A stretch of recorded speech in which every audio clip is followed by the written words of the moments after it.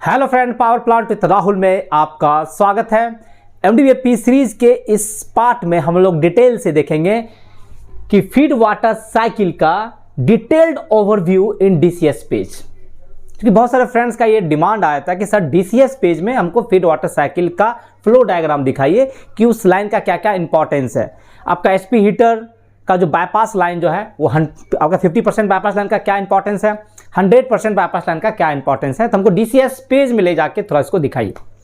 तो मैं आपको इस वीडियो में डीसीएस पेज में लेके जाऊंगा और वहां पे आपको डायरेक्टर से सारा डिटेल कि फीड वाटर साइकिल में क्या क्या कंपोनेंट्स आता है, कैसे कैसे फीड वाटर साइकिल आता है, फीड कंट्रोल स्टेशन का क्या काम है, स्टार्टिंग में आपको डबल लेवल कैसे मेंटेन करते हैं। क्योंकि फीड कंट्रोल स्टेशन में आपका दो लाइन होता है फ्रेंड, एक लो फ्लो लाइन, एक हाई कैपेसिटी लाइन होता है। ये दोनों लाइन का क्या इंपॉर्टेंस है, कब हम लोग लो से हाई में चेंज ओवर करते हैं, तो इसका डिटेल में आपको इसमें डिस्कशन करूंगा कि आपका feed water cycle from director से लेकर और आपको ड्रम तक कैसे जाता है, और इकोनोमाइजर रिसर्कुलेशन वाल्व का क्या इंपॉर्टेंस है, इसको कब हम लोग ओपन करते हैं और कब हम लोग इसको क्लोज करते हैं, इसका क्या कंडीशंस है, और इकोनोमाइजर रिसर्कुलेशन लाइन का क्या इंपॉर्टेंस है, इसको क्यों दिया गया है, और ये कहां से कहां के बीच कनेक्टेड रहता है। तो सारा डिटेल मैं आपको इस डीसीएस पेज पे ले जाके दिखाऊंगा। तो काफी ये इंपॉर्टेंट टॉपिक है, और स्पेशली ये this video is important for beginners. जो भी बिगनर्स है, पावर प्लांट में नए हैं, उन सारे फ्रेंड्स के लिए टॉपिक काफी इंपॉर्टेंट रहेगा फ्रेंड्स।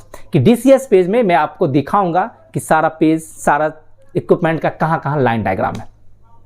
तो इस वीडियो को ध्यानपूर्वक देखिएगा, आपके लिए काफी इंफॉर्मेटिव रहेगा। और जो भी फ्रेंड्स मेंबरशिप नहीं लिए हैं तो मेंबरशिप लें। मेंबरशिप लेने से आपको मेरा व्हाट्सएप नंबर मिल जाएगा। अगर आप मेंबरशिप लेते हैं तो चैनल के पोस्ट बटन पे क्लिक करें, वहां पे आपको मेरा व्हाट्सएप नंबर मिल जाएगा। और पावर प्लांट से रिलेटेड कुछ भी अगर डाउट हो तो जरूर मैसेज करें, मैं आपको उसमें रिप्लाई दूंगा। और वीडियो पसंद आए तो लाइक, सब्सक्राइब और शेयर करना ना भूलें। आइए एमडीवीएपी सीरीज के इस इंपॉर्टेंट पार्ट को हम लोग स्टार्ट करते हैं।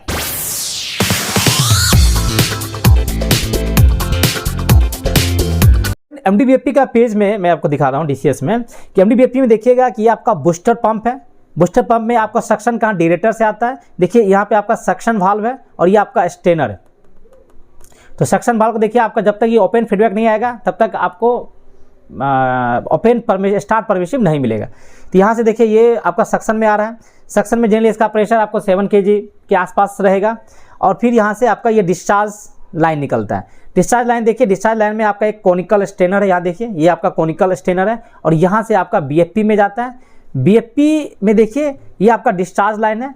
डिस्चार्ज लाइन में देखिए फ्रेंड क्या होता है कि आपका यहाँ से एक इकोनोमाइजर, ये आपका रिसर्कुलेशन लाइन है जिसमें आपका एक न्यूमेरिकली कंट्रोल वाल्व रहता है और यहाँ पे एक आइसोलेटिंग वाल्व रहता है जो कि डायरेक्टर में जाके कनेक्ट हो जाता है। और ये एनआरवी के ठीक पहले कैपिंग ले लेता है।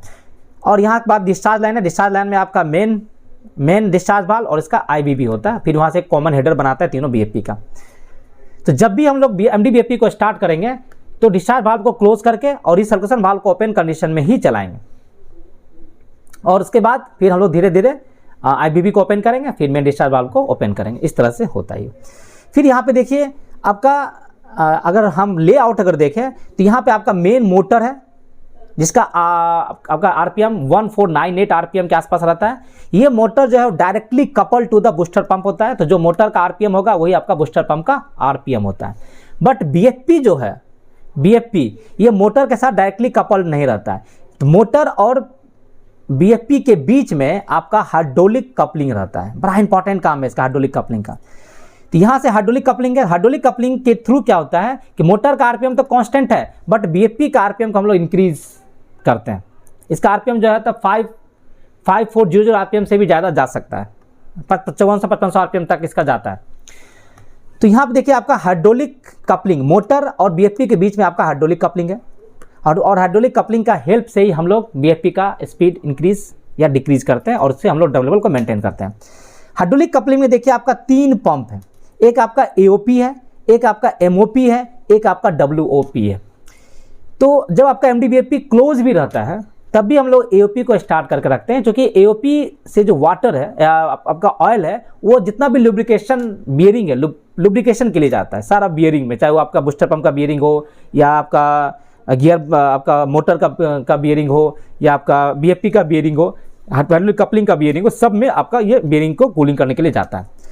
जब आपका MDBFP स्टार्ट होता है तो उस समय आपका MOP सर्विस में आ जाता है और AOP आपका कट आउट हो जाता है, क्योंकि आपका जब MDBFP के शाफ्ट से ही आपका MOP कनेक्टेड है। तो जैसे आपका MDBFP स्टार्ट होता है तो इसका शाफ्ट रोटेट करेगा और उसी शाफ्ट में थ्रू द गियर आपका MOP कनेक्टेड है। तो जैसे ही आपका MDBFP का शाफ्ट रोटेट किया तो MOP का भी शाफ्ट रोटेट करता है और यह प्रेशर डेवलप शुरू हो जाता है।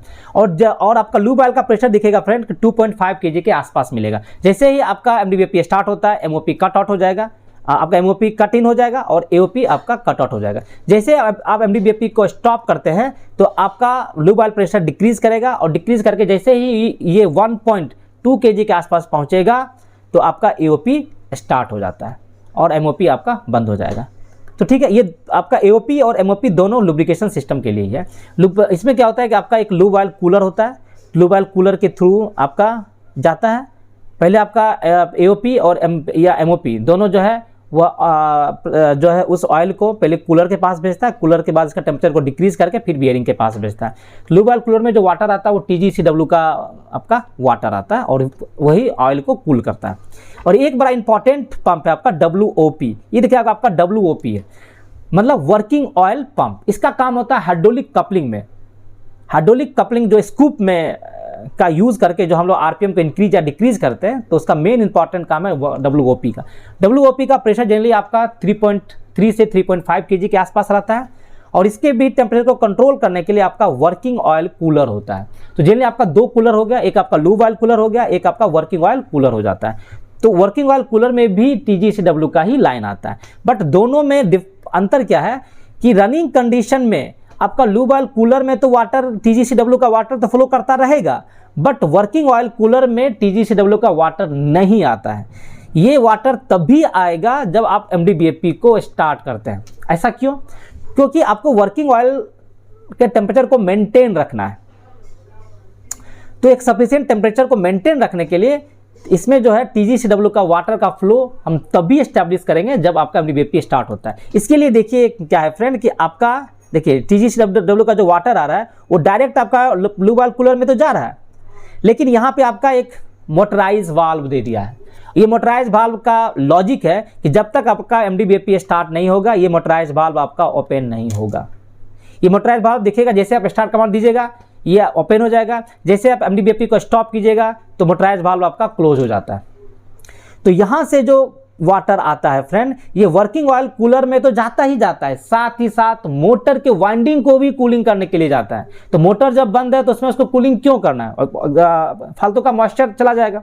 ऐसे उसमें स्पेस हीटर रहता है ताकि अंदर में मॉइस्चर, मोटर के अंदर मॉइस्चर, वाइंडिंग के अंदर मॉइस्चर ना जमे, उसके लिए वहाँ पे स्पेस हीटर होता है।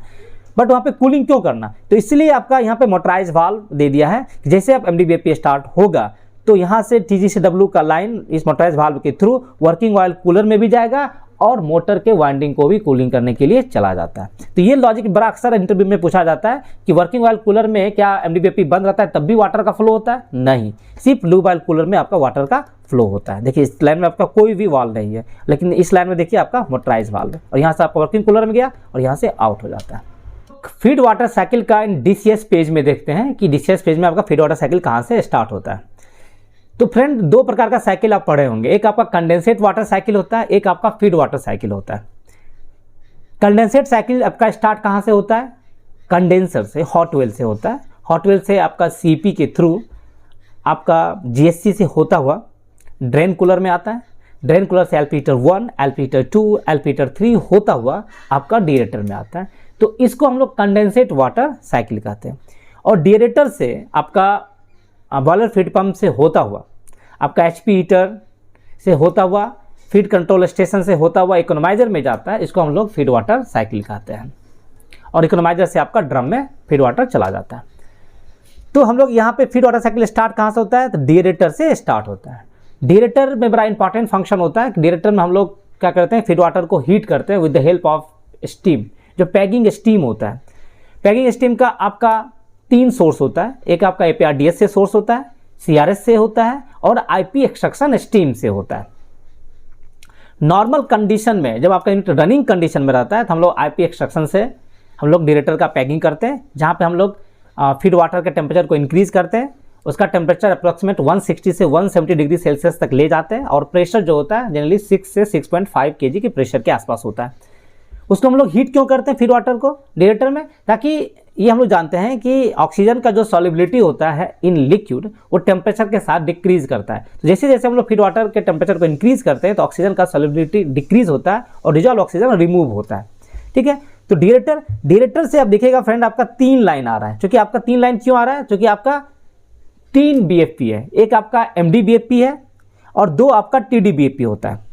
तो देखिए आपका 3 BFP दिख रहा है। रनिंग कंडीशन में आपका 2 TD-BFP सर्विस में रहता है देखिए, और MD-BFP को हम लोग स्टैंड बाय कंडीशन में रख देते हैं। अगर किसी कारण से कोई भी एक TD-BFP अगर ट्रिप कर जाएगा तो ऑटो में आपका MD-BFP स्टार्ट हो जाएगा और ड्रम लेवल को मेंटेन करेगा। क्योंकि MD-BFP को जब हम लोग सेट में डालते हैं तो इसका जो स्कूप होता है वो ट्रैक करता रहता है एक्चुअल ड्रम लेवल को, और जैसे इसमें से कोई भी अगर TD-BFP ट्रिप करता है, अगर लोड आपका 40% से ज़्यादा है तो आपका MD-BFP ऑटो में स्टार्ट होकर ड्रम लेवल को मेंटेन कर देगा। तो ईच एंड एवरी लाइन में देखिए फ्रेंड कि आपका स्टेनर होता है, आपका सक्शन वाल्व होता है, और आपका देखिए यहाँ पे BFP है। इसी जब वो सक्शन लाइन जो डिरेटर से ईच एवरी BFP में जाता है तो आप देखिएगा आपका डोजिंग करते हैं। जनरली 2 प्रकार का डोजिंग होता है, एक आपका LP डोजिंग होता है, एक आपका HP डोजिंग होता है। LP डोजिंग में आपका हाइड्रोजन डोजिंग होता है एंड अमोनिया डोजिंग होता है। देखिए ईच एंड एवरी लाइन में आपको डोजिंग कर रहा है। और एक होता है आपका HP डोजिंग जो कि सिलिका को कंट्रोल करने के लिए होता है, जो हम लोग डायरेक्ट ड्रम में करते हैं, फॉस्फेट डोजिंग करते हैं। ठीक है, तो देखिए ये आपका स्टेनर है और यहाँ से आपका ये आपका सक्शन वाल्व और यहाँ से आपका तीनों BFP है। देखिए BFP में देखिएगा ईच एंड एवरी BFP में आपका रिसर्कुलेशन लाइन होता है, रिसर्कुलेशन लाइन होता है, और एक आपका मेन डिस्चार्ज वाल्व होता है, एक उसका IBB होता है। देखिए friend each and every BFP line में देखिएगा कि अपना एक रिसर्कुलेशन लाइन होता है जो कि डिरेटर में चला जाता है, जहाँ से वो सक्शन लेता है वहीं पे चला जाता है, और आपका एक मेन डिस्चार्ज वाल्व और उसका IBB होता है। तीनों BFP का जो डिस्चार्ज होता है कॉमन हेडर बनाता है। ये आपका कॉमन हेडर है डिस्चार्ज का, और ये कॉमन हेडर जो है आपका देखिए कहाँ चला जाता है। आपका कॉमन हेडर जो है वो आपका HP हीटर का 2 सीरीज है, HP heater 5A, 5B, 6A, 6B का सीरीज है, जो मैं आपको इसमें दिखाता हूँ। ठीक है फ्रेंड, यहाँ से आपका कॉमन हेडर बनाया। कॉमन हेडर से देखिएगा फ्रेंड आपका 3 मेन लाइन निकलता है। ध्यान से देखिएगा, ये आपका कॉमन हेडर आया था। कॉमन हेडर से देखिए आपका 3 लाइन निकल रहा है। एक आपका HP हीटर 5A 6A में जा रहा है, एक लाइन आपका HP हीटर 5B 6B में जा रहा है, और देखिएगा एक लाइन जो है वो आपको HP हीटर को बाईपास कर रहा है। ये वाला लाइन देखिए। तो फ्रेंड आपका 3 लाइन निकल रहा है। एक लाइन आपका HP हीटर 5A 6A में जा रहा है, एक आपका HP हीटर 5B 6B में जा रहा है, और एक आपका डायरेक्ट लाइन जा रहा है जो कि HP हीटर का बाईपास लाइन है। तो फ्रेंड यहाँ पे बड़ा इंपॉर्टेंट चीज़ है, देखिए बाईपास लाइन में देखिएगा फ्रेंड कि एक आपका डायरेक्ट जो आपका HP हीटर 6A से लाइन निकल रहा है, HP हीटर 6B से लाइन निकल रहा है, और जो यहाँ पे कॉमन हेडर बना रहा है उसमें डायरेक्ट ये लाइन जुड़ गया है, और एक इसका बाईपास लाइन यहाँ पे डायरेक्ट जुड़ा है। तो इसमें से एक आपका 100% बाईपास लाइन होता है, एक आपका 50% बाईपास लाइन होता है। तो ये जो आपको लाइन है फ्रेंड डायरेक्ट जो इस पर जुड़ गया, ये आपका 100% बाईपास लाइन है, और ये आपका 50% बाईपास लाइन है। तो 100% बाईपास का मतलब क्या होता है और 50% बाईपास का मतलब क्या होता है? ठीक है, मान लें कि आपका SP heater 5B 6B SP heater 5A 6A आपका सर्विस में मान लेते हैं। ठीक है, और किसी कारण से मान लीजिए कि आपको एक सीरीज SP हीटर का आउट करना है।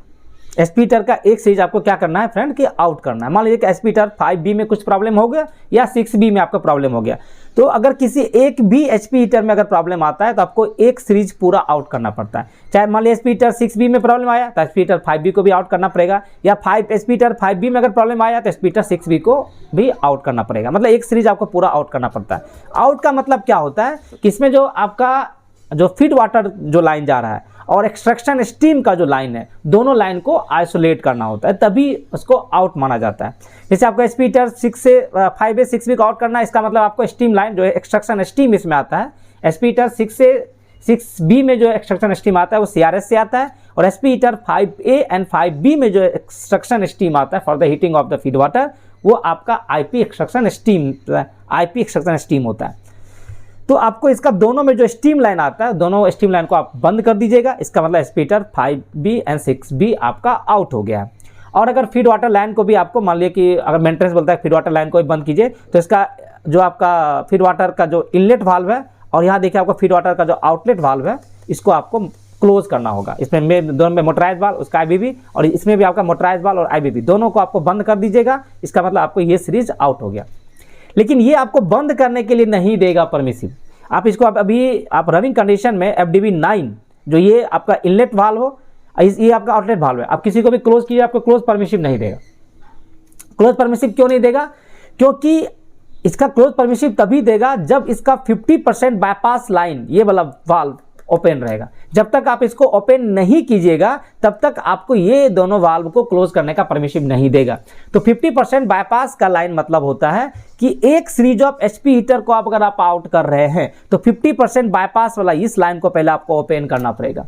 तो आपको क्या करना पड़ेगा? पहले आपको इसका IBB को ओपन कीजिए। जब ये फुल ओपन हो जाता है तब इसका मेन वाल्व को ओपन कीजिए। जब ये पूरा ओपन हो जाता है तभी आप इस वाल्व को, आउटलेट वाल्व को और ये इनलेट वाल्व को बंद कर सकते हैं।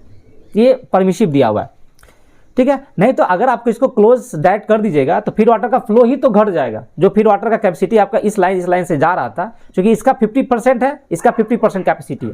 जितना भी आपका डिमांड है 100% जो फीड वाटर का डिमांड है, तो 50% आपका एस्पीटर 5B 6B से फुलफिल होता है और 50% आपका एस्पीटर 5A 6A से फुलफिल होता है। अगर अचानक इस वाल्व को आप क्लोज कर दीजिएगा तो फीड वाटर का जो फ्लो है 50% वो तो अचानक बंद हो जाएगा। इससे क्या होगा कि आपका ड्रम लेवल बहुत डिक्रीज हो जाएगा और यूनिट आपका ट्रिप हो सकता है।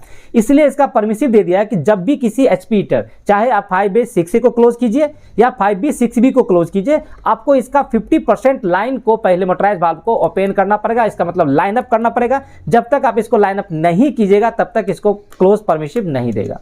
पहले आपको इसका IBB को ओपन कीजिए, देन आपका इसका मेन वाल्व को ओपन कीजिए। इसके बाद जब दोनों वाल्व ओपन हो जाता है तो भी आप इसका इनलेट एंड आउटलेट वाल्व को बंद कर सकते हैं, ठीक है। इसका मतलब 50% समझ गए कि अगर कोई एक HP हीटर को अगर आप आउट कर रहे हैं तो 50% लाइन, क्योंकि इस लाइन का कैपेसिटी जो है 50% capacity of the total feed water है, इसलिए इसका 50% कैपेसिटी नाम दिया गया।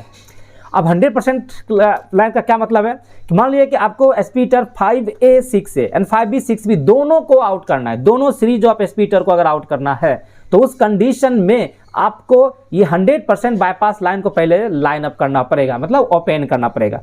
मान लीजिए आपको ये सीरीज भी आउट कर रहे हैं, इस सीरीज भी आउट कर रहे हैं, दोनों को आप आउट कर रहे हैं, इनलेट वाल्व, आउटलेट वाल्व, इसका भी इनलेट आउटलेट दोनों को आपको बंद करना है।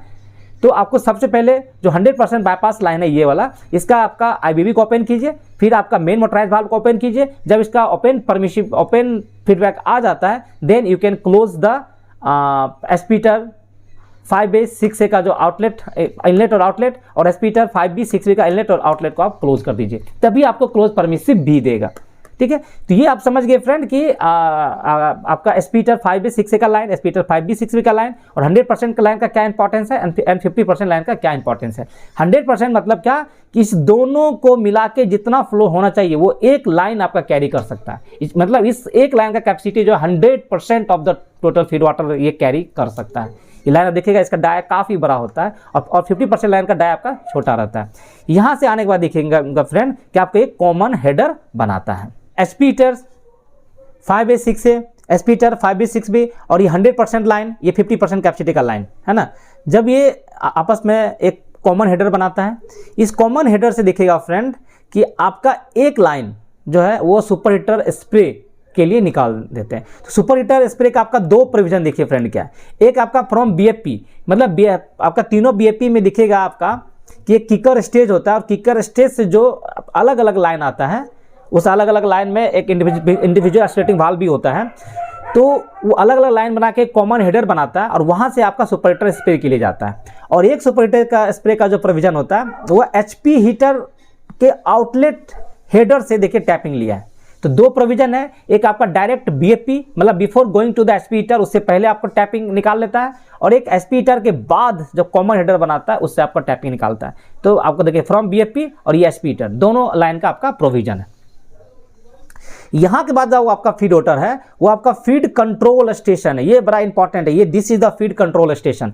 फीड कंट्रोल स्टेशन में देखिएगा फ्रेंड कि आपका दो लाइन होता है, एक लाइन आपका है लो फ्लो लाइन, एक ये लाइन जो है आपका हाई फ्लो लाइन है। तो लो फ्लो लाइन में देखिएगा फ्रेंड आपका FDB 15, FDB 14 and FDB 13 main line है। आपका मेन लाइन में ये सब आता है। और ये आपका हाई फ्लो लाइन है, हाई कैपेसिटी लाइन जिसमें आपका FDB 16 मोटराइज वाल्व और उसका IVV रहता है।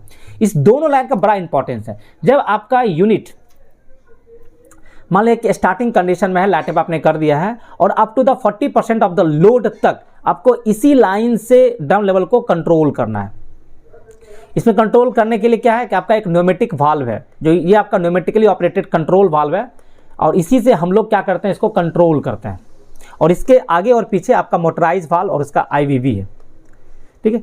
तो यह इस लाइन का जो कैपेसिटी है वो 600 से 650 टन पर आवर का कैपेसिटी होता है। लेकिन जैसे जैसे हम लोड को इंक्रीज कर रहे हैं तो उसमें आपका फीड वाटर का डिमांड बढ़ने लगता है। तो देखिएगा फ्रेंड क्या कि आपका FDB 14 जो है वो आपका 70-80% तक ओपन हो जाएगा और इसके बावजूद भी ड्रम लेवल को मेंटेन नहीं कर पाता है। तो उस कंडीशन में आपको ये जो हाई फ्लो लाइन है उसको ये ओपन करना पड़ता है। ये आपका FDB 16 जो है वो इस लाइन को ओपन करना पड़ता है। पहले इसका IVV ओपन कीजिए, फिर इसका मेन वाल्व को ओपन कीजिए। ये आपका 100% ओपन एंड क्लोज वाल्व है और ये सब आपका इंचिंग वाल्व है। इसको ये दोनों वाल्व और ये दोनों मोटराइज वाल्व, ये आपका इंचिंग वाल्व। इंचिंग मतलब क्या है, मोटराइज वाल्व है। इसको अगर कमांड दीजिए और रीसेट कर दीजिएगा तो उतना ही % ये ओपन होता है। बट ये आपका 100% ऑन एंड ऑफ है, मतलब 0% या 100% रहेगा। इसके बीच में आप इंचिंग नहीं कर सकते। तो ये आपका जैसे 40% से ज़्यादा जब लोड बढ़ जाता है और जब फिर आपका फीड वाटर का डिमांड बढ़ने लगता है तो उसके बाद हम लोग इस लाइन को चार्ज करते हैं और उसके बाद हम लोग इस जो FDB 14 है इसको ऑटो में डाल देते हैं। जैसे अगर आपका फीड वाटर का डिमांड घटेगा तो आपका ये लाइन ओपन हो जाएगा। इसको देखिए फ्रॉम HP हीटर 6 से 6B से जो आउटलेट होता है, यहाँ पे देखिए आपका 2 लाइन है। एक आपका FDB 13, 14, 15 लाइन है और एक देखिए आपका FDB 16 मेन लाइन है। तो यहाँ से जो ये लाइन है ये आपका लो फ्लो लाइन है, ये आपका हाई फ्लो लाइन है। इनिशियल कंडीशन में हम लोग इस लाइन का यूज़ करते हैं जब 40% से ज़्यादा लोड हो जाता है तो तब हम लोग को इस लाइन को चार्ज करते हैं और इस लाइन को देखिए ऑटो में हम लोग डाल देते हैं। अब ये क्या है कि जब तक इसका फ्लो आपका 650 टन से नीचे नहीं आएगा तब तक ये ओपन नहीं होगा। इसको हम लोग इसमें सेट पॉइंट हम लोग डाल देते हैं। फ्रेंड इनिशियल कंडीशन में हम लोग इस लाइन से ड्रम लेवल को कैसे मेंटेन करते हैं, देखिए आपका एक चूँकि स्टार्टिंग में आपका MDBFP ही चलता रहता है। तो MDBFP में आपका स्पीड बढ़ाने के लिए क्या है, स्कूप कपलिंग है, हाइड्रोलिक कपलिंग है, स्कूप कपलिंग है। स्कूप में हम लोग कमांड देंगे तो आपका जो मेन बॉयलर फीड पंप है उसका RPM इंक्रीज होगा और आपका फ्लो एंड प्रेशर उससे इंक्रीज होता है। और उसके बाद तो आपका 2 चीज़ें से आप कंट्रोल कर सकते हैं। एक आपका स्कूप के पोजीशन से कंट्रोल कर सकते हैं ड्रम लेवल को और एक आपका FDB 14 के पोजीशन से ड्रम लेवल को कंट्रोल कर सकते हैं। तो इनिशियल कंडीशन में आपको FDB 14 से ही ड्रम लेवल को मेंटेन करना है और स्कूप आपको तभी देना है कमांड जब DP अक्रॉस, आपका फ्रेंड देखिए यहाँ पे DP across feed control station जब तक आपका ये 6 या 7 से डिक्रीज नहीं हो जाता है तब तक आपको स्कूप में कमांड नहीं देना है। क्योंकि अक्सर ये देखा गया है कि FDB 14 में कमांड नहीं देके लोग स्कूप में कमांड देके ड्रम लेवल को मेंटेन करता है। तो देखिएगा कि क्या कि आपका स्कूप पे जैसे कमांड दीजिएगा तो आपको इस साइड का प्रेशर काफ़ी ज़्यादा बढ़ जाएगा लेकिन इधर का प्रेशर आपको कम रहेगा। तो वो चीज़ नहीं होना चाहिए। आपको स्कूप में तभी कमांड देना है जब DP across feed control station, मतलब जो यहाँ का प्रेशर और यहाँ का प्रेशर जब तक इसका डिफरेंस 10 kg के आसपास नहीं हो जाता है तब तक 10 kg से नीचे नहीं, मतलब 10 kg तो नॉर्मल है, जनरली इसका 6 से 7 से नीचे आता है तभी हम स्कूप में कमांड देंगे। मतलब स्कूप में कमांड तभी देंगे जब DP across feed control station जब तक 6 या 7 से डिक्रीज नहीं हो जाता है तब तक स्कूप में कमांड नहीं देंगे। बड़ा इंपॉर्टेंट पॉइंट है फ्रेंड। अगर आप DP देख रहे हैं कि आपको यहाँ पे 7, 8, 10 kg पर सेंटीमीटर स्क्वायर अगर मिल रहा हो तो आप फिर FDB 14 को ओपन करके यहाँ से फ्लो रेट को आप इंक्रीज कर सकते हैं। तो ड्रम लेवल को मेंटेन करने के लिए आप इनिशियल में FDB 14 ये जो कंट्रोल वाल्व देख रहे हैं फ्रेंड इससे आप मेंटेन कीजिए। जब देख रहे हैं कि आपका DP across feed control station आपका डिक्रीज कर गया है, 5, 6 से नीचे चला गया, then you give the command to the scoop coupling. Scoop का पोजीशन आप 1 या 2% बढ़ा दीजिए, फिर देखिएगा आपका DP बढ़ जाएगा। फिर जैसे आपका DP बढ़ेगा आप FDB 14 में आपका ओपन कमांड दे दीजिए। तो इस प्रकार से हम लोग ड्रम लेवल को FDB 14 एंड स्कूप के पोजीशन से इनिशियल कंडीशन में ड्रम लेवल को हम लोग मेंटेन करते हैं। क्योंकि स्टार्टिंग में क्या होता है, ड्रम लेवल बहुत फ्लक्चुएट करता है, आपका स्वेलिंग श्रिंकिंग इफेक्ट काफ़ी ज़्यादा होता है। तो उसमें आपको बहुत ही कॉन्स्टेंटली वॉच करते हुए ड्रम लेवल को मेंटेन करना है। जब फीड कंट्रोल स्टेशन के बाद आपका ये जो फीड वाटर है वो आपका बॉयलर में चला जाता है। बॉयलर में आपका इकोनोमाइजर कॉइल के पास जाता है। इकोनोमाइजर कॉइल के पास देखिएगा आपका 2 मोटराइज वाल्व होता है। एक आपका मेन E2 वाल्व रहता है, उसका बाईपास लाइन E3 रहता है। यहाँ से आपका लाइन इकोनोमाइजर कॉइल के अंदर जाता है। यहाँ पे एक बड़ा इंपॉर्टेंट लाइन है फ्रेंड, एक आपका इकोनोमाइजर रीसर्कुलेशन लाइन होता है। बड़ा इंपॉर्टेंट फंक्शन है और अक्सर इससे इंटरव्यू में पूछा जाता है कि आपका इकोनोमाइजर रीसर्कुलेशन लाइन का क्या काम है। नॉर्मल कंडीशन में क्या देख रहे हैं कि आपका इकोनोमाइजर रीसर्कुलेशन जो मोटराइज वाल्व है और इसके पहले एक आइसोलेटिंग वाल्व होता है, ये दोनों देखिए आपका क्लोज, आइसोलेटिंग वाल्व को हम लोग ओपन करके रखते हैं बट मोटराइज वाल्व को हम लोग क्लोज करके रखते हैं। तो इसका काम आपका नॉर्मल लोडिंग कंडीशन में नहीं है। इसका काम कब है? जब आप लाइट अप करते हैं तो उससे पहले आपको इस वाले लाइन को ओपन कर देना है। इकोनोमाइजर रिसर्कुलेशन का जो मोटराइज वाल्व है इसको आपको ओपन कर लेना है। क्यों इसको ओपन करते हैं? ठीक है, स्टार्टिंग में क्या होता है कि देखिएगा फ्रेंड कि आपका फीड वाटर फ्लो का रिक्वायरमेंट बहुत ही कम होता है। तो उस समय देखिएगा कि आपका ड्रम में जो आप पानी लेते हैं उसमें आपका जितना ड्रम लेवल है मोटामोटी वो मेंटेन रहता है, जो कि आपको पानी का रिक्वायरमेंट बहुत ही कम होता है। और ये जो इकोनोमाइजर रिसर्कुलेशन लाइन है देखिए किसके किसके बीच कनेक्टेड है। आपका जो इकोनोमाइजर हेडर से रिंग हेडर में जो आपका बॉटम रिंग हेडर है बॉयलर में देखिएगा किससे 3.5 मीटर के आसपास आपका बॉटम रिंग हेडर होता है। तो बॉटम रिंग हेडर से आपको डायरेक्टली ये कनेक्टेड है। मतलब इकोनोमाइजर इकोनोमाइजर का जो इनलेट हेडर से लाइन आपका बॉटम रिंग हेडर, बॉयलर का जो बॉटम रिंग हेडर है फर्स्ट पास का नीचे में बॉटम रिंग हेडर है, उससे आपको डायरेक्टली कनेक्टेड है। तो जब आपका फीड वाटर फ्लो का रिक्वायरमेंट कम होता है तो यहाँ से जो आपका जो लाइन है ये कहाँ जा रहा है? जो फीड कंट्रोलर स्टेशन से जो फीड वाटर आता है वो आपका इकोनोमाइजर में आता है। और इकोनोमाइजर का 3 कॉइल बेंच होता है, first bench, second bench and top होता है, बॉटम, इंटरमीडिएट एंड टॉप। वहां से होता हुआ आपका दोनों एंड से फीड वाटर हेडर निकलेगा और ड्रम में जाके कनेक्ट होता है। मीन्स यहाँ से जो फीड वाटर है वो इकोनोमाइजर कॉइल से होता हुआ आपका ड्रम में जाता है। जब आपका ड्रम में पानी का रिक्वायरमेंट ही कम है तो इस लाइन से आपका फ्लो ही कम होगा, इकोनोमाइजर कॉइल में आपका वाटर ही कम जाएगा। और जरा सोचिए कि इकोनोमाइजर अभी आपका इकोनोमाइजर कॉइल में पानी नहीं है, उतना जितना पानी है बस कांस्टेंट है, पानी का फ्लो नहीं हो रहा है। और आपका बॉयलर तो ऑलरेडी लाइट अप है, ऑयल गन जल रहा है। ऑयल गन जब जल रहा है तो देखिएगा क्या कि वहाँ से आपका ये इकोनोमाइजर कॉइल क्या है, सेकेंड पास में है। तो सेकेंड पास में जो आपका फर्स्ट पास से फ्लू गैस जो है वो सेकेंड पास में आता है। तो इकोनोमाइजर कॉइल में जो वाटर रहता है वो takes the heat from the flue gas. वहाँ से वो हीट जो है वो फीड वाटर के टेम्परेचर को इंक्रीज करता है और वहाँ से वो फीड वाटर अल्टीमेट ड्रम में जाता है। तो इससे क्या होता है कि वो ट्यूब का कूलिंग का भी काम करता है। यहाँ पे जो इस कॉइल के अंदर जो वाटर है वो अल्टीमेट ट्यूब को कूल भी करता है, क्योंकि क्या होता है कि ट्यूब का जो सरफेस है वो फ्लू गैस से हीट हो जाता है और अल्टीमेट वो जो ट्यूब जो है अपना हीट इसके अंदर जो ट्यूब के अंदर जो वाटर है उसको अपना ट्रांसफर करता है और अल्टीमेट ट्यूब के टेम्परेचर को मेंटेन रखता है। अब इमेजिनेशन कीजिए कि अगर आपका फीड वाटर फ्लो का रिक्वायरमेंट ही नहीं है तो इसके अंदर ट्यूब में जो वाटर उसका फ्लो नहीं हो रहा है, बट यहाँ जो आपको हीट आ रहा है सेकेंड पास में वो तो ट्यूब को तो हीट कर रहा है और ट्यूब अपना हीट किसको देगा? वाटर को देगा। लेकिन वहाँ पे वाटर का तो फ्लो नहीं हो रहा है। जब वाटर का फ्लो नहीं होगा तो अल्टीमेट वो सारा का सारा हीट ट्यूब के अपने अंदर एब्जॉर्ब करना शुरू कर देगा और वहाँ से ट्यूब फेल्योर हो सकता है, प्री मैच्योर फेल्योर हो जाएगा, वहाँ पे लीकेज होने का चांस रहेगा। तो इसको अवॉइड करने के लिए क्या होता है कि इकोनोमाइजर रिसर्कुलेशन लाइन का हम लोग यूज करते हैं। इससे क्या होता है कि जो आपका बॉटम रिंग हेडर में जो वाटर आता है उसका कुछ पोर्शन ऑफ वाटर जो होता है वो इस इकोनोमाइजर रिसर्कुलेशन लाइन के थ्रू आपका इकोनोमाइजर कॉइल में चला जाता है। मींस आपका क्लोज सर्किट यहाँ पे, मतलब ड्रम से वाटर आता है सीसी पंप के थ्रू रिंग हेडर में, उसका कुछ पोर्शन जो है वो इकोनोमाइजर कॉइल में जाता है, फिर वही वाटर आपका ड्रम में आता है। इस तरह से ये घूमता रहता है ताकि आपका इकोनोमाइजर कॉइल जो है ड्राई रन ना हो और प्री मैच्योर फेल्योर से बचा रहे। इसलिए हम लोग रिसर्कुलेशन लाइन को ओपन करके रखते हैं।